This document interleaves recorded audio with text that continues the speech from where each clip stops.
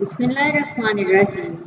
حضرت عمر بن خطاب رضی اللہ تعالیٰ عنہ سے روایت ہے، انہوں نے فرمایا کہ ہم ایک روز رسول اللہ صلی اللہ علیہ وسلم کی خدمت میں حاضر تھے کہ اچانک ہمارے روبرو ایک شخص حاضر ہوا جس کے کپڑے بے حد سفید اور بال نہایت سیاہ تھے۔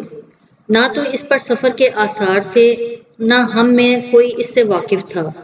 وہ شخص رسول اللہ صلی اللہ علیہ وسلم کے روبرو بیٹھ گیا اور اپنے دونوں زانوں کو نبی کریم صلی اللہ علیہ وسلم کے زانوں مبارک سے لگا دیا اور اپنے ہاتھوں کو اپنے دونوں زانوں پر رکھ لیا اور عرض کیا، اے محمد صلی اللہ علیہ وسلم، مجھے بتلائیں کہ اسلام کیا ہے؟ رسول اللہ صلی اللہ علیہ وسلم نے فرمایا، اسلام یہ ہے کہ تو گواہی دے کہ اللہ کے سوا کوئی معبود نہیں اور یہ کہ محمد صلی اللہ علیہ وسلم اللہ کے رسول ہیں، اور نماز کو اچھی طرح پابندی سے ادا کرے اور زکوٰۃ دے اور رمضان کے روزے رکھے اور خانہ کعبہ کا حج کرے بشرطے کہ وہاں تک پہنچنے پر قادر ہو۔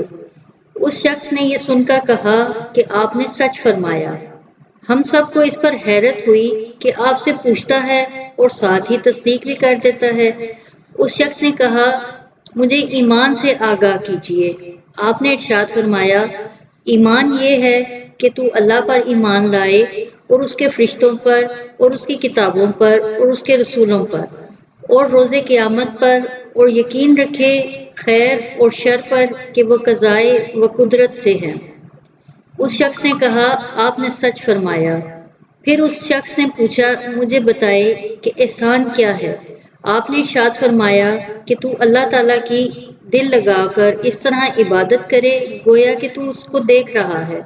اگر تو اس کو اس طرح نہ دیکھ سکے تو خیر تو اتنا خیال رکھ کہ وہ تجھ کو دیکھ رہا ہے۔ پھر اس شخص نے پوچھا، مجھے قیامت کے بارے میں خبر دیجیے۔ آپ نے فرمایا، جس سے تم دریافت کر رہے ہو وہ بھی پوچھنے والے سے زیادہ نہیں جانتا۔ پھر اس نے پوچھا کہ قیامت کی نشانیاں کیا ہیں؟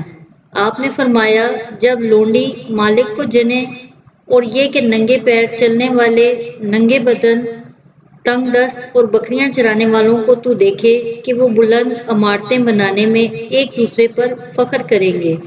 راوی یعنی عمر رضی اللہ تعالیٰ عنہ فرماتے ہیں کہ وہ شخص چلا گیا اور میں دیر تک ٹھہرا رہا۔ پھر آپ نے مجھ سے فرمایا کہ اے عمر، کیا تم جانتے ہو کہ سائل کون تھا؟ میں نے جواب دیا، اللہ اور اس کے رسول زیادہ جاننے والے ہیں۔ آپ نے فرمایا، وہ تو جبریل تھے، تمہارے پاس اس غرض سے آئے تھے کہ تم کو تمہارا دین سکھا دیں۔ شکریہ۔